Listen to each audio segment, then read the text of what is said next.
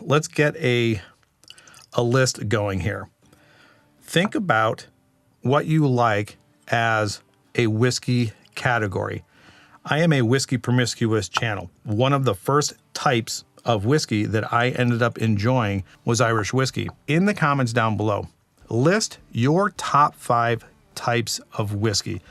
I'm interested to know what everyone is drinking and what your preferences are. Let me know your best preference as number 1, what type of whiskey is your go-to, and then what would be second, what would be third, fourth, then fifth. Welcome to Whiskey's The Journey. My name is Peter Fossiano. Today's April. It's the first Friday in April. So I've got a first Friday flight fight coming at you. You already know what it is because of the thumbnail. If you're unfamiliar with this series, I pick a distillery and go through a core range of their whiskeys, smell them, taste them, and then rank them in the order in which I prefer. As I'm going through here and taking the lids off, I do want to remind everybody that I have an April giveaway happening. If you are not familiar with the channel, down in the description below, I have all of the rules. If you like this information, if you like the channel, and you want to contribute or donate to the channel, go ahead and read through those and then donate to your heart's content. Let me get rid of all these and get this thing going. All right, as I'm going through this, I will go ahead and mix these things up. I have them stickered on the bottom so I can keep track of what it is that I've been drinking at the end of the video. Based on the thumbnail, you already know this is Redbreast, and I'm gonna go through all of the different wood finishing series that they have. Currently at the moment, they have 2 types of wood finishes out there. They have the American Oak series, and I think 2 of them, one is the Kentucky Oak, the other is Missouri Oak. I have the bottles straight down here, just so I can kind of remind myself of what they are. And then they have the Iberian series, or the Iberian series. That is a Listau, I believe, was the very first one. Then they came out with a PX, and then they just recently, maybe within the last year, they came out with the Towny Port. Recently, I've been picking up on sulfur notes on a lot of the Irish whiskeys, and just by mixing these things around, I'm getting a whiff of something that is coming across as sulfury. So that tends to go away as these glasses are sitting in here. Hopefully that does go away. I have a pad of paper. I have some water to cleanse my palate. I'm going to start on the glass on my right, work my way over. As I taste them, I will pop the bottle up probably right here along with the price and the proof. The price is the price that I paid for it at the time that I got the bottle, not the current prices. So like, subscribe, share, do all those things that YouTubers ask you to do. If you end up liking this and you're not subscribed, subscribe to the channel. Turn the bell notification on because I produce videos every Monday, Wednesday, and Friday. All right, here we go. On the nose, glass number 1. Just as I explained it, there is a little bit of a sulfur note coming out of here, and it does have some red fruit notes. Okay, I also forgot to mention, I do have Redbreast 12 in this lineup because they are 5 of the wood finishing, and then I do believe the base whiskey in all of these wood finishing is the 12-year Redbreast. So I have that here in the mixed someplace, and I'm thinking that base whiskey note is going to come across in all of them, and the only difference will be the wood finishing itself. So glass number 1 came across as a little bit sulfury.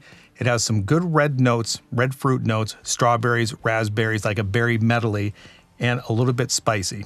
All right, glass number 2. Did you hear? That was my throat. Just anticipation of drinking these. I'm a big Irish whiskey fan, so my body's getting ready for it. I'm salivating, and a lot of stuff's going on. All right, this smells absolutely amazing. So glass number 2 is amazing. It has all of the notes of a, I don't know, red fruit, like fig, date, raisin, plum, spice notes, oak. I think I've really got to stop doing this. I have an idea of what this is already just because I'm familiar with it, but it's coming across to me as dark red fruits, figs, dates, raisins, and plum, really sugary. It does have spice, but it's not an overabundance of spice, and it just smells absolutely amazing. So let me get that down, move on to glass number 3. All right, glass number 3. Glass number 2 is amazing. All right, a little bit of a sulfur note. No sulfur note coming out of glass number 2. A little bit of a sulfur note in glass number 1 and a lot more sulfur in glass number 3. And it's got a little bit more of a funky fruit note. Not the most pleasant on the nose. Yeah, something very strange is happening with that one. So funky fruit, a little bit of spice. Did I get sulfur or not? Yep, sulfur in that one as well. Okay, glass number 4. Oh man, right up front, vanilla. Strong amounts of vanilla. Low on the spice, high in the sweetness, and pretty oaky. Wow, it's crazy how much vanilla is coming out of that one. Dominant note, vanilla. Vanilla and oak. All right, glass number 5. Ooh, glass number 5 stung the nose a little bit. Wow, okay. That one is definitely different than the rest of them. You know, that has a really balanced nose. There's everything in here. Spice, oak, sweetness, red fruit, vanilla, almost like a vanilla cream soda with red fruit. Yeah, that one smells really good as well. All right, and the last one, number 6. Can't smell it. Let me roll this one in the glass. I'm not really getting anything. All right, there it is. Rolling in the glass kind of helped. It's very subtle, red fruits. Maybe a slight amount, a touch of spice is coming through. And when I say spice, like a spicy ginger, maybe a little bit of a cracked pepper note, that's in all of them, but not as much in here. It's in here, but it's not as much as the others. Yeah, this is just very subtle, very subdued. Nothing is really jumping out of the glass. All right, so that was my initial take on the nose. Let me go ahead and get that last note taken down for that one, and then we'll get to tasting these. All right, here we go. Glass number 1. And again, I'll pop the bottles up here with the price, the proof, and anything else that I think I need to put underneath it. So cheers, everybody. All right, that is red fruit forward, followed by some spice. Oak is sinking down underneath the tongue. It's escalating in sweetness and spice as it goes to the back of the palate. And it is finishing oaky, spicy, sweet. That's really good. I enjoy that quite a bit. Let me get that down, and that's going to happen with all of these. I'm going to taste them. As I'm writing down my notes, I'm going to concentrate a little bit on the finish and then move on to the next one. It'll give my palate time to calm down. I'll drink some water, and I'll get some notes going. All right, glass number 2. As I was writing down the notes, no sulfur in there at all, and the finish is rather long, and it is a fruity, oaky, long finish, and the fruit tends to be or lingering around those red fruit, red berry notes. So glass number 2 on the palate. Yeah, there's no mistaking that one. I know exactly which one that is. That's phenomenal. I absolutely love that one. It's got to be the PX. I'm just going to say it right up front. It's got to be the PX. That one and the cask strength, the 12 cask strength, go back and forth and compete with me for my favorite Redbreast. Good, sweet, rich raisin notes. I wouldn't say much like dates, figs, and plums. It's just a super sweet, golden raisin. That's the best way that I can describe it. It does have a little bit of a berry note as well, strawberry and cherry. And I gotta tell you, as I'm sitting here talking, that finish is going on for a long time. Good spice in there as well to balance out that sweet, but it is more sweet than it is spice. But I still think it has a good balance, right? Again, as the notes were being taken down, that finish is quite long. So glass number 3. Okay, there is that funky fruit note again. So glass 3's got that funky fruit. The sweetness is there, but it's a little bit dulled by that funkiness of the fruit, and it's lightened my tongue up as far as spice goes. So this is quite a bit spicier than the others to this point. A little drying, a little bitter. Oak is kind of sinking in underneath the tongue. Not my favorite. The longer that I was sitting, taking those notes, it became more drying and more bitter. Glass number 4. Okay, glass number 4 is putting the oaky, dry bitterness of glass number 3 over the top. This is much more dry, much more oak, much more bitterness. There is a little bit of fruit. There is a tremendous amount of vanilla, but nothing is really cohesive in that glass. Of all of them so far, definitely my least favorite. All right, I hope glass number 4 doesn't affect glass number 5 because that was just way too dry, way too bitter. All right, glass number 5. Nope, it did not affect it. Glass number 5 is just as amazing as glass number 2. Definitely my 2 front runners. Vanilla, spice, oak, well balanced, well developed, saturation of flavors, no sulfur to speak of, red fruits. Yeah, I like that one quite a bit. Don't know if I like it as much as glass number 2, but it's up there. I like that. And it's so much different than any of the other Redbreasts. I don't know where that vanilla is coming from. You know what it reminds me of? It just kind of clicked. An orange creamsicle. That orange note on the outside of that creamsicle with the vanilla inside, that's what that's like. Add a little bit of spice, add a little bit of ginger, cracked pepper, good amounts of oak, but not a bitter drying oak. I like that. Definitely in the running. All right, here we go. Last glass. And glass number 5, another very long finish. All right, glass number 6. All right, so here's a note from Redbreast that I never got before. Banana. Glass number 6 had a little bit of a banana note, some oak, some red fruit, no sulfur, but it is a very calm. Oh, it is very calm on the palate. Not a whole lot going on, but it's there. It just tastes like a traditional Irish whiskey with a banana note, which I've never gotten before. That's very, very strange. So what I'm going to end up doing is going off air. I'm going to go back the other direction, A/B compare some of them. I have a good idea of my top 3 and my bottom 3. I just want to confirm it. See if my notes have changed by going back the other direction. Maybe something will play off something a little bit better or maybe a little bit worse. Verify what I actually did get. And when I come back, I will have an order for you. All right, so not a whole lot has changed from my initial thoughts. I have a pretty good, clear top 3 and a pretty good, clear bottom 3. So let me start on my right and move my way over. So glass number 1, I said had a good amount of fruit, spice, oak, no sulfur, long finish, and it had a creamy kind of texture to it, but it didn't have a cream note to it. The viscosity of it just seemed to be pretty sticky and it coated everything. Glass number 2 was golden raisin. Everything was pretty much balanced in here. Golden raisin, not a whole lot of spice, but there was enough spice to balance the sweet, good amounts of oak, and it just had the most flavor of all of them. Glass number 3, there was a pretty funky fruit note here that didn't mix well together. Not a lot of spice to offset that funky fruit note, and it just did not live up to what I think in my head of what Redbreast is all about. There's just something a little bit off in here. Glass number 4 had a really good amount of vanilla, but as soon as that vanilla note went away, it was all bitter, dry oak.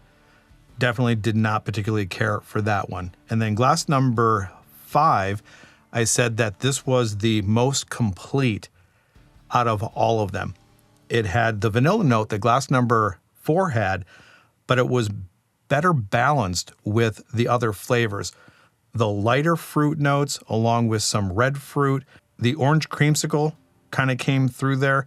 Good vanilla, good spice, everything kind of just balanced out. And it was so much different than anything else that was on the board. So that was pretty high. And then the last one, I ended up saying that this was pretty basic.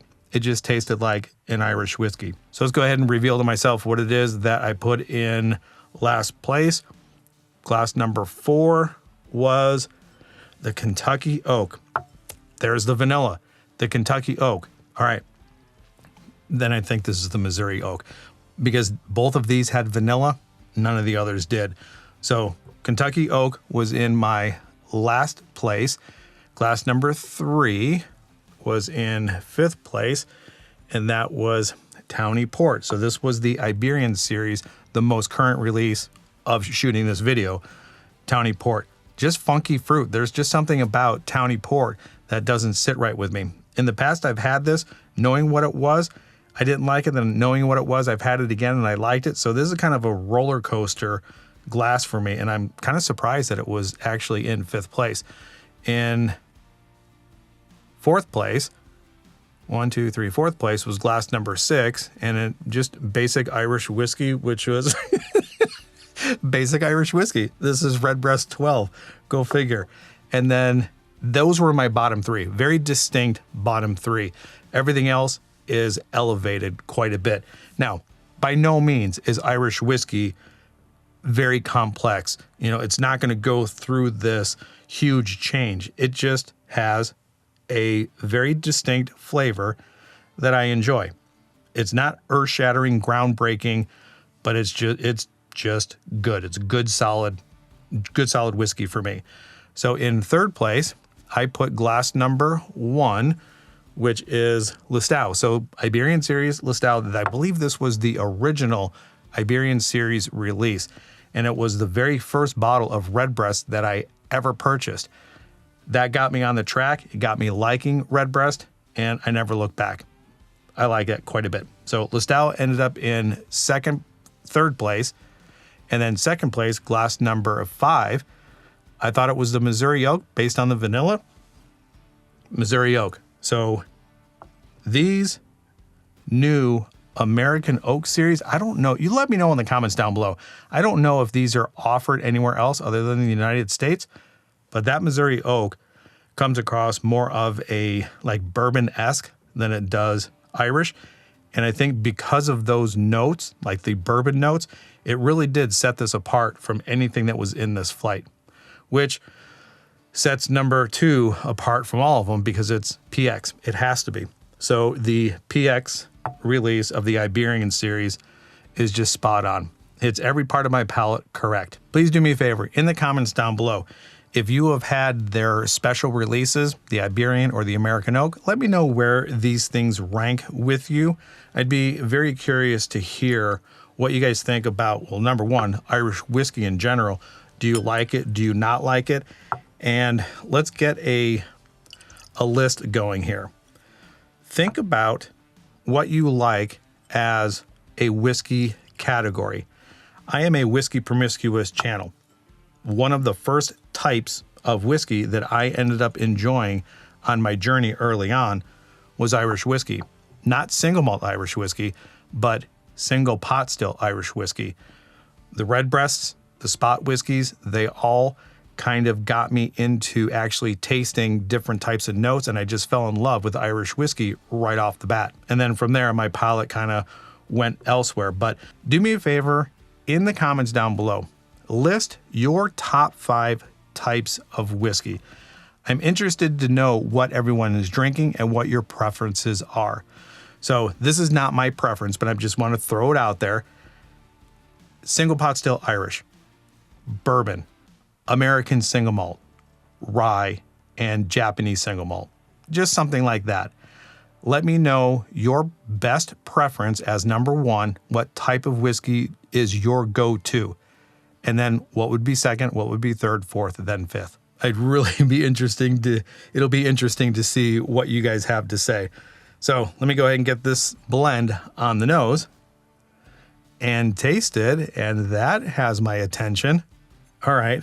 That is vanilla. It's cinnamon. Has a little bit of tobacco and chocolate coming through. Absolutely no sulfur to mention. Maybe a little spicy, maybe a little fruity. Yeah, fruit and spice are kind of like right there. All right, let's go ahead and get this thing on the palate. Let's see what this Irish blend is all about. Oh, holy crap. That's good. That is spice up front, a lot of spice up front. It gets fruity as it hits the mid palate. Again, that's just a general trend with me. That oak hits the center of the palate and just immediately sinks underneath the tongue. It's not drying, it's not bitter. And then As it travels to the back of the palate, there's rising spice, rising fruit, and it's a combination of light and dark fruits. That is really good. All right, so wherever you're at in your journey, I hope you're enjoying it, and we'll talk to you later. Bye.